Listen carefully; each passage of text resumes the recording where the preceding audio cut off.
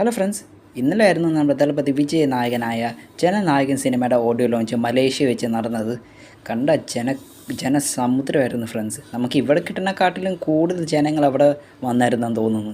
എന്നാലും നമ്മുടെ അണ്ണന് വേണ്ടിയല്ലേ, ഇതക്കപ്പുറം നടക്കും. ഓഡിയോ ലോഞ്ച് മാത്രമല്ല, 2-3 ദിവസം മുന്നേ സിനിമയുടെ തേർഡ് സിംഗിളും കൂടെ ഇറക്കിയിട്ടുണ്ടായിരുന്നു. നമ്മുടെ അണ്ണൻ തന്നെയാണ് പാട്ട് പാടിയിരിക്കുന്നത്. അന്ന് തന്നെ അതിൻ്റെ റിവ്യൂ ഇടുന്നതുണ്ടായിരുന്നു. എനിക്ക് തീരെ സമയം കിട്ടിയില്ല. എന്നാലും ഞാൻ പേഴ്സണലി പറയുവാണ്, as A all Vijay fan എല്ലാവർക്കും തന്നെ ഇഷ്ടപ്പെടും. ആരും നെഗറ്റീവ് പറയത്തില്ല. പ്രത്യേകിച്ച് ആ വോയിസ് ഓവർ സത്യം ഹാർട്ട് ടച്ചിങ് ആണ്.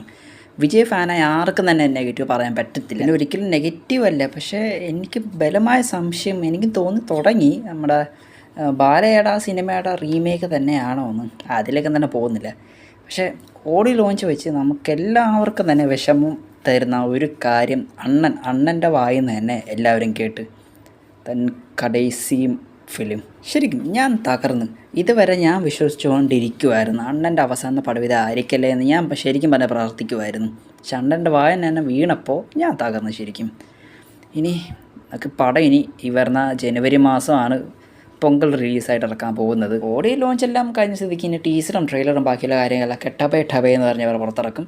സിനിമ സംവിധാനം ചെയ്തത് എച്ച് വിനോദാണ്. അങ്ങനെ ചെറിയൊരു മിസ്റ്റേക്ക് എന്ന് അവർ പറയാതിരുന്നാൽ മതിയായിരുന്നു. പക്ഷേ എന്നാലും അണ്ണൻ പൊളിറ്റിക്സിലേക്ക് ഇറങ്ങിയാലും ഞങ്ങളുടെയൊക്കെ മനസ്സിൽ ഇപ്പോഴും ദളപതി ആ ഒറ്റ പേര് മാത്രമേ ഉള്ളൂ.